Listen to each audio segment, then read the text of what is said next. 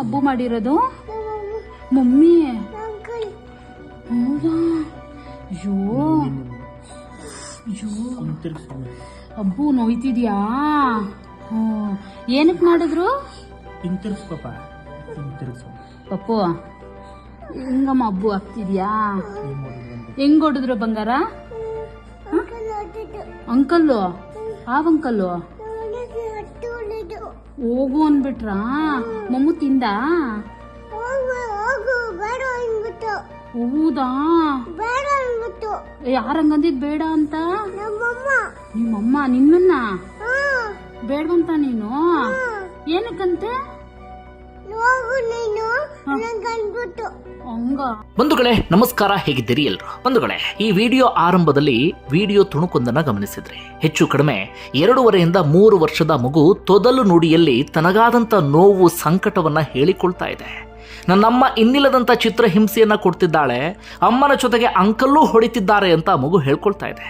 ಆ ಮಗುವಿನ ಮಾತನ್ನ ಕೇಳಿಸ್ಕೊಳ್ತಾ ಇದ್ರೆ ಎಂಥವರಿಗೂ ಕೂಡ ಕರುಳು ಚುರುಕು ಅನ್ನತ್ತೆ, ಹೊಟ್ಟೆ ಉರಿಯುತ್ತೆ. ನಮಗೆ ಆರಂಭದಲ್ಲಿ ಅನ್ಸುತ್ತೆ ಆ ಮಗುವಿನ ಹೆತ್ತ ತಾಯಿ ಇಲ್ಲ ಅನ್ಸುತ್ತೆ, ಮಲತಾಯಿ ಇರಬೇಕು, ಚಿಕ್ಕಮ್ಮನೋ ದೊಡ್ಡಮ್ಮನೋ ಅಜ್ಜಿನೋ ಇನ್ಯಾರೋ ನೋಡ್ಕೊಳ್ತಾ ಇರಬೇಕು, ಅವ್ರ ಹಿಂಸೆಯನ್ನ ಕೊಡ್ತಿರಬಹುದು ಅಂತ.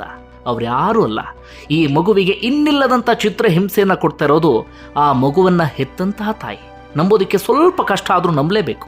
ಬಂಧುಗಳು, ಇತ್ತೀಚೆಗೆ ಸಮಾಜದಲ್ಲಿ ನಡೀತಿರುವಂಥ ಒಂದಷ್ಟು ಘಟನೆಯನ್ನು ಗಮನಿಸ್ತಾ ಇದ್ರೆ ಆಶ್ಚರ್ಯ ಆಗುತ್ತೆ, ಈ ಸಮಾಜ ಯಾವ ಕಡೆಗೆ ಹೋಗ್ತಾ ಇದೆ ಅಂತ. ಹಿಂದಿನಿಂದ ನಾವು ಯಾವಾಗಲೂ ಒಂದು ಮಾತನ್ನ ಹೇಳ್ತಾ ಇದ್ವಿ, ಜಗತ್ತಲ್ಲಿ ಕೆಟ್ಟ ಮಕ್ಕಳಿರಬಹುದು, ಆದರೆ ಕೆಟ್ಟ ತಾಯಂದ್ರೆ ಇರೋದಕ್ಕೆ ಸಾಧ್ಯವೇ ಇಲ್ಲ ಅಂತ. ಆದರೆ ಅದಕ್ಕೆ ತದ್ವಿರುದ್ಧ ಎನ್ನುವಂಥ ಒಂದಷ್ಟು ಘಟನೆಗಳು ಇತ್ತೀಚೆಗೆ ನಡೀತಾ ಇದೆ. ಮೊನ್ನೆ ತಾನೇ ಗಮನಿಸಿದ್ರಿ, ಬೆಂಗಳೂರಿನ ಒಂದು ಕಂಪನಿಯ CEO ಸುಚನಾ ಸೇಠ್ ಅಂತ ಗೋವಾಗೆ ತನ್ನ ಮಗನನ್ನ ಕರ್ಕೊಂಡು ಹೋಗಿ ಮಗನ ಪ್ರಾಣವನ್ನು ತೆಗೆದು ಬಿಟ್ಟಿದ್ಲು ಕ್ರೂರಿ ತಾಯಿ. ಅದರ ಬೆನ್ನಲ್ಲೇ ಇದೀಗ ಹೆಚ್ಚು ಕಡಿಮೆ ಅದನ್ನೇ ಹೋಲುವಂಥ ಘಟನೆ ನಡೆದಿದೆ. ಆದರೆ ಇಲ್ಲಿ ಮಗುವಿನ ಪ್ರಾಣ ಉಳ್ಕೊಂಡಿದೆ. ಸುತ್ತಮುತ್ತವರು ಹೋಗಿಲ್ಲ ಅಂತಾಗಿದ್ರೆ ಈ ಮಹಾತಾಯಿ ಮಗುವಿನ ಪ್ರಾಣವನ್ನೂ ಕೂಡ ತೆಗೆದು ಬಿಡ್ತಾ ಇದ್ಲು ಅಂತ ಕಾಣುತ್ತೆ.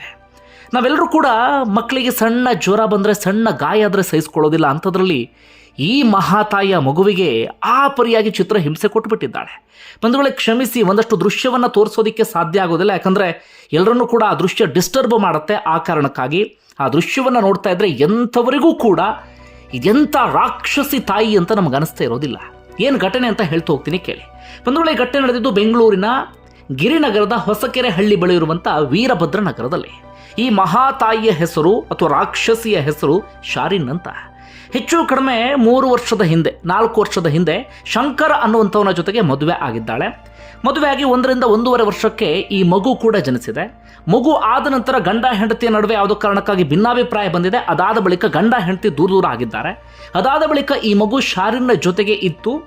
ಈ ತನ್ನ ಮಗುವನ್ನು ಬೇರೆಯವ್ರ ಬಳಿ ನೋಡ್ಕೊಳ್ಳೋಕೆ ಬಿಟ್ಟಿದ್ಲಂತೆ, ಕೇರ್ ಟೇಕರ್ ಒಬ್ಬರ ಬಳಿ ಬಿಟ್ಟಿದ್ಲಂತೆ. ಆ ಕೇರ್ ಟೇಕರ್ಗೆ ಈಕೆಯ ಗಂಡನ ಅಪ್ಪ ಹಣವನ್ನು ಕಳಿಸ್ತಾ ಇದ್ರಂತೆ.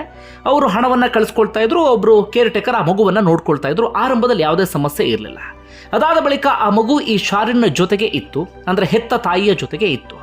ಈಕೆ ಆರಂಭದಲ್ಲಿ ಕೆಲಸವನ್ನು ಹುಡುಕ್ತಾ ಇದ್ಲಂತೆ. ಅದಾದ ಬಳಿಕ ಈಕೆಗೆಲ್ಲ ಒಂದು ಕಡೆ ಕೆಲಸವೂ ಕೂಡ ಸಿಕ್ಕಿತ್ತು. ಕೆಲಸ ಸಿಕ್ಕಾದ ಬಳಿಕ ಓರ್ವ ಯುವಕನ ಜೊತೆಗೆ ಪ್ರೀತಿ, ಪ್ರೇಮ, ಮತ್ತೊಂದು ಮಗದೊಂದು ಎಲ್ಲವೂ ಕೂಡ ಶುರುವಾಗಿದೆ.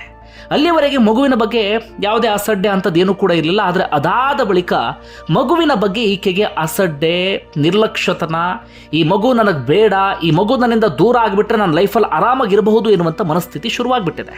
ಅದಾದ ಬಳಿಕ ಈಕೆ ಕೊಟ್ಟಿರುವಂಥ ಚಿತ್ರಹಿಂಸೆ ಎಂಥದ್ದು ಗೊತ್ತಾ? ಆ ಮಗುವನ್ನು ಬೆಳಗ್ಗೆ ಮುಂಚೆ ಮನೆ ಒಳಗಡೆ ಲಾಕ್ ಮಾಡಿಬಿಟ್ರೆ ರಾತ್ರಿವರೆಗೂ ಈಕೆ ಆಫೀಸಿಂದ ಬರುವವರೆಗೂ ಕೂಡ ಆ ಮಗುವನ್ನು ಹೊರಗಡೆ ಬಿಡ್ತಾ ಇರಲಿಲ್ಲ. ಅಷ್ಟು ಮಾತ್ರ ಅಲ್ಲ, ಈಕೆ ಆಫೀಸ್ ಬಿಟ್ಟರೂ ಕೂಡ ಮನೆಗೆ ಸರಿಯಾದ ಟೈಮಿಗೆ ಬರ್ತಾ ಇರಲಿಲ್ಲ. ಅದರ ಬದಲಾಗಿ ತನ್ನ ಪ್ರಿಯಕರನ ಜೊತೆಗೆ ಲಲ್ಲೆ ಹೊಡ್ಕೊಂಡು ಊರು ಸುತ್ತಾ ಇದ್ಲಂತೆ. ಪಾರ್ಟಿ ಅದು ಇದು ಅಂತ ಈಕೆ ಮೋಜು ಮಸ್ತಿಲಿ ಕಾಲ ಕಳೀತಾ ಇದ್ಲು. ರಾತ್ರಿ 9 ಆದರೂ ಇಲ್ಲ, 10 ಗಂಟೆ ಆದರೂ ಕೂಡ ಇಲ್ಲ. ಬೆಳಗ್ಗೆ ಮುಂಚೆ ಆ ಮಗುವಿಗೆ ಸ್ವಲ್ಪ ಹೊಟ್ಟೆಗೆ ಹಾಕಿ ಹೋಗಿಬಿಟ್ರೆ ರಾತ್ರಿ 10 ಗಂಟೆವರೆಗೆ ಆ ಮಗು ಹಸಿವಿನಲ್ಲೇ ಕಾಲ ಕಳೆಯುವಂಥ ಪರಿಸ್ಥಿತಿ. ಬಂಧುಗಳೇ, ಅಷ್ಟಕ್ಕೆ ಆ ಮಹಾತಾಯಿ ಸುಮ್ಮನೆ ಆಗಿಲ್ಲ. ಒಂದು ಕಡೆಯಿಂದ ಪ್ರತಿದಿನ ಆ ಮಗುವನ್ನು ಉಪವಾಸ ಕೆಡುತ್ತಾ ಇದ್ಲು. ಅದಾದ ಬಳಿಕ ಆ ಮಗು ಏನಾದರೂ ಸಣ್ಣ ಪುಟ್ಟ ತೊಂದರೆ ಕೊಟ್ಟರೆ ಅಥವಾ ಸಣ್ಣ ಪುಟ್ಟ ಚೇಷ್ಟೆ ಮಾಡಿದ್ರೆ, ಚಿಕ್ಕ ಮಕ್ಕಳು ಹೇಗೆ ಆಟ ಆಡ್ತವೆ ನಿಮ್ಮೆಲ್ರಿಗೂ ಕೂಡ ಗೊತ್ತಿರುವಂಥ ಸಂಗತಿ, ಅಷ್ಟಕ್ಕೆ ಆ ಮಗುವಿಗೆ ಮನಸ್ಸಿಗೆ ಬಂದ ಹಾಗೆ ಹೊಡಿತಾ ಇದ್ಲು ಈ ಮಹಾತಾಯಿ. ಆ ಮಗುವಿನ ದೇಹದ ತುಂಬ ಗಾಯ ಆಗಿದೆ, ಅದನ್ನು ತೋರಿಸೋದಕ್ಕೆ ಸಾಧ್ಯ ಆಗ್ತಿಲ್ಲ. ಮಗುವಿನ ದೇಹದ ತುಂಬ ಯೋಚನೆ ಮಾಡಿ, ಮಗುವಿನ ಜನನಾಂಗ ಇದೆಯಲ್ಲ ಅಲ್ಲೂ ಕೂಡ ಗಾಯ ಆಗಿಬಿಟ್ಟಿದೆ. ಎಲ್ಲವೂ ಕೂಡ ಹಸಿ ಗಾಯ. ದೇಹದ ತುಂಬೆಲ್ಲ ಮಹಾತಾಯಿ ಕಚ್ಚಿಬಿಟ್ಟಿದ್ದಾಳೆ ತನ್ನ ಸ್ವಂತ ಮಗುವಿಗೆ. ಆ ಮಗುನೇ ಹೇಳ್ಕೊಳ್ತಾ ಇದ್ದಾರೆ, ನನ್ನ ಅಮ್ಮ ಕಚ್ಚಿಬಿಟ್ಟಿದ್ದಾಳೆ ಎಲ್ಲ ಕಡೆ ಅಂತ. ಆ ಮಗು ಆ ಸಂಕಟ, ಆ ನೋವನ್ನು ಇಷ್ಟು ದಿನಗಳ ಕಾಲ ಅದು ಹೇಗೆ ತಡ್ಕೊಳ್ತೋ ಗೊತ್ತಿಲ್ಲ.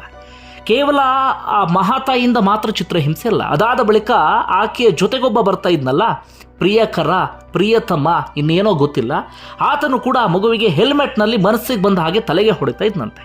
ಇಬ್ಬರು ಸೇರ್ಕೊಂಡು ನಿನ್ನ ಮನೆಯಿಂದ ಹೋಗ್ಬಿಡು, ಓಡ್ ಹೋಗ್ಬಿಡು, ಇಲ್ಲಿ ಇರಬೇಡ ಎನ್ನುವಂಥ ಮಾತನ್ನು ಹೇಳ್ತಾ ಇದ್ರಂತೆ. ಆ ಮಗು ಅದೆಲ್ಲವನ್ನೂ ಕೂಡ ಇಷ್ಟು ದಿನಗಳ ಕಾಲ ಸಹಿಸ್ಕೊಂಡಿದೆ.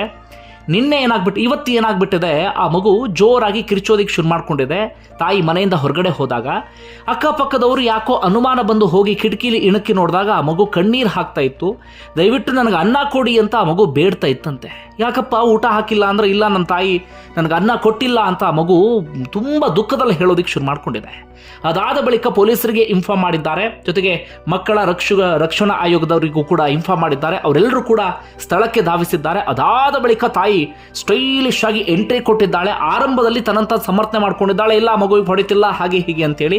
ಚೆನ್ನಾಗಿ ಎಲ್ಲರೂ ಕೂಡ ಬೆಂಡೆತ್ತಿದಾಗ ಎಲ್ಲವನ್ನೂ ಕೂಡ ಆಕೆ ಒಪ್ಕೊಂಡಿದ್ದಾಳೆ. ನನಗೆ ಚಿಕ್ಕ ವಯಸ್ಸಿಗೆ ಮದುವೆ ಆಯಿತು, ನನಗೆ ಮಗು ಬೇಡ ಅಂತ ಯೋಚನೆ ಇತ್ತು, ಆದರೆ ಗಂಡನ ಮನೇಲಿ ಒತ್ತಾಯಿಸಿದ್ರು, ಈ ಕಾರಣಕ್ಕಾಗಿ ನನ್ನ ಮಗು ಆಯಿತು. ಅದಾದಮೇಲೂ ಕೂಡ ಈ ಮಗು ನನಗೆ ಇಷ್ಟ ಇಲ್ಲ, ಈ ಮಗು ನನ್ನ ಜೊತೆಗೆ ಇರೋದು ಬೇಡ ಅಂತ ತಾಯಿ ಹಠ ಹಿಡಿದು ಕುಳಿತುಕೊಂಡಿದ್ದಾಳೆ. ಅಷ್ಟು ಮಾತ್ರ ಅಲ್ಲ, ಆ ಮಗುವನ್ನು ಮಕ್ಕಳ ರಕ್ಷಣಾ ಆಯೋಗದವರ ಕೈಗೆ ಒಪ್ಪಿಸಿ ಆ ಮಗು ನನಗೆ ಬೇಡವೇ ಬೇಡ ಅಂತ ಹೇಳ್ತಿದ್ದಾಳೆ. ಈಕೆನ ರಾಕ್ಷಸಿ ಅನ್ನಬೇಕು, ತನ್ನ ತೇವಲ್ಲಿಗೋಸ್ಕರ ಏನು ಮಾಡೋದಕ್ಕೆ ಬೇಕಾದ್ರೆ ರೆಡಿ ಇರುವಂತಹ ಅತ್ಯಂತ ಕೆಟ್ಟ ಮನಸ್ಥಿತಿಯ ಕೊಳಕು ಹೆಂಗಸು ಅನ್ನಬೇಕೋ ಗೊತ್ತಿಲ್ಲ. ಆಕೆಯ ತೆವಲು, ಆಕೆಯ ಚಟಕ್ಕೋಸ್ಕರ, ಆಕೆಯದಿನ್ನೇನೋ ಮಾಡಬೇಕು ಎನ್ನುವಂಥ ಉದ್ದೇಶಕ್ಕೋಸ್ಕರ ತನ್ನ ಹೆತ್ತ ಮಗುವಿಗೆ ಈ ರೀತಿಯಾಗಿ ಚಿತ್ರಹಿಂಸೆ ಕೊಟ್ಟರೆ, ಹೆತ್ತಾದ ಬಳಿಕ ಆ ಮಗು ನನಗೆ ಬೇಡವೇ ಬೇಡ, ಎಲ್ಲ ಬೇಕಾದರೂ ಹೋಗಲಿ ಎನ್ನುವಂಥ ಮನಸ್ಥಿತಿಯನ್ನು ಹೊಂದಿದ್ರೆ ಏನು ಹೇಳಬೇಕೋ ಗೊತ್ತಿಲ್ಲ. ಸದ್ಯ ಆ ಮಗುವನ್ನು ಮಕ್ಕಳ ರಕ್ಷಣಾ ಆಯೋಗದವ್ರು ಕರ್ಕೊಂಡು ಹೋಗಿದ್ದಾರೆ. ಆ ಮಗುವಿಗೆ ಕೇಳಿದ್ರಂತೆ, ಕೌನ್ಸಿಲಿಂಗ್ ಎಲ್ಲವನ್ನು ಕೂಡ ಮಾಡಿ, ಪುಟ ನೀನು ಯಾರ ಜೊತೆಗೆ ಹೋಗ್ತೀಯ, ಅಮ್ಮನ ಜೊತೆಗೆ ಹೋಗ್ತೀಯಾ ಅಂತ. ಆ ಮಗು ಹಠ ಹಿಡಿದು ಕುಳಿತುಕೊಂಡಿದೆ, ನಾನು ಯಾವ ಕಾರಣಕ್ಕೂ ನನ್ನ ತಾಯಿ ಜೊತೆಗೆ ಮಾತ್ರ ಹೋಗೋದಿಲ್ಲ, ನಾನು ಎಲ್ಲ ಬೇಕಾದರೂ ಬಿಟ್ಟುಬಿಡಿ ಅಂತ. 2.5 ವರ್ಷದಿಂದ 3 ವರ್ಷದ ಮಗು ಆ ತೊದಲು ಭಾಷೆಯಲ್ಲಿ ಆ ಮಾತನ್ನು ಹೇಳ್ತಾ ಇದೆ, ಅಮ್ಮನ ಜೊತೆಗೆ ಹೋಗಲ್ಲ, ನಾನು ಬೇರೆ ಕಡೆಗೆ ಬಿಟ್ಬಿಡಿ ಅಂತ. ಅತ್ತ ಮಗುವಿನ ತಂದೆಯೂ ಕೂಡ ಬಂದಿಲ್ಲ. ತಂದೆ ಬಂದರೆ ಕಳಿಸ್ಕೊಡೋಣ ಅಂತ ಸದ್ಯ ಮಕ್ಕಳ ರಕ್ಷಣಾ ಆಯೋಗದವ್ರು ಪ್ಲಾನ್ ಮಾಡ್ಕೊಂಡಿದ್ದಾರೆ. ಈ ಮಹಿಳೆಯನ್ನು ಸದ್ಯಕ್ಕೆ ಸ್ಟೇಷನ್ಗೆ ಕರ್ಕೊಂಡು ಹೋಗಿ, ಅಂದರೆ ಪೊಲೀಸ್ ಸ್ಟೇಷನ್ ಕರ್ಕೊಂಡು ಹೋಗಿ ವಿಚಾರಿಸುವಂಥ ಕೆಲಸವನ್ನು ಮಾಡಲಾಗ್ತಾ ಇದೆ. ಇದು ಬೆಂಗಳೂರಿನಲ್ಲಿ ನಡೆದಿರುವಂಥ ಘಟನೆ. ಇದು ಇತ್ತೀಚೆಗಂತೂ ಇಂತಹ ಘಟನೆಗಳ ಸಂಖ್ಯೆ ಜಾಸ್ತಿ ಆಗ್ತಾನೇ ಇದೆ. ಆಕೆಯ ತೆವಲಿಗೆ, ಆಕೆಯ ಚಟಕ್ಕೆ ಮಗು ಮಾಡಿಕೊಂಡು ಅದಾದ ಬಳಿಕ ಮತ್ತೊಮ್ಮೆ ಆಕೆಯ ತೆವಲು, ಆಕೆಯ ಚಟ, ಆ ಪ್ರಿಯಕರನ ಜೊತೆಗೆ ಓಡಾಡುವಂಥ ಆ ಒಂದು ಖುಷಿ, ಅಥವಾ ಪ್ರಿಯಕರನ ಜೊತೆಗೆ ಆರಾಮಾಗಿರಬೇಕು ಎನ್ನುವಂಥ ಮನಸ್ಥಿತಿಗೆ ಈ ಏನೂ ಅರಿಯದಂಥ 2.5 ವರ್ಷದಿಂದ 3 ವರ್ಷದ ಮಗುವಿಗೆ ಈ ರೀತಿಯಾಗಿ ಚಿತ್ರಹಿಂಸೆಯನ್ನು ಕೊಟ್ಟರೆ ಏನು ಹೇಳಬೇಕು ಹೇಳಿ. ಇಂಥವನ್ನ ರಾಕ್ಷಸರು ಅನ್ನೋದೇ ಇನ್ಯಾವ ಪದವನ್ನು ಬಳಸೋದಕ್ಕೂ ಕೂಡ ಸಾಧ್ಯ ಆಗೋದಿಲ್ಲ. ಬೆಳಗ್ಗೆ ಮುಂಚೆ 7ರಿಂದ ರಾತ್ರಿ 10 ಗಂಟೆವರೆಗೆ ಆ ಮಗುವನ್ನು ಮನೆಯಲ್ಲಿ ಕೂಡ ಹಾಕಿ ಹೋಗಿಬಿಟ್ರೆ ಹೇಗಾಗುತ್ತೆ ಹೇಳಿ. ಒಂದು ಕಡೆಯಿಂದ ಮಕ್ಕಳಿಲ್ಲ ಅಂತ ಹಿಂಸೆ ಪಡುವಂಥವ್ರು ಎಷ್ಟೋ ಜನ ಇದ್ದಾರೆ. ಅಂಥದ್ರಲ್ಲಿ ಮಗು ಆಗಿದ್ರೂ ಕೂಡ ಈ ಮಗು ನನಗೆ ಬೇಡ ಅಂತ ಚಿತ್ರಹಿಂಸೆ ಕೊಡುವಂಥ ಇಂತಹ ರಾಕ್ಷಸ ಸಂತತಿಯವರು ಜಗತ್ತಿನಲ್ಲಿ ಇಂಥವರು ಇದ್ದಾರಾ ಅಂತ ನಮಗೆ ಆಶ್ಚರ್ಯ ಆಗುತ್ತೆ.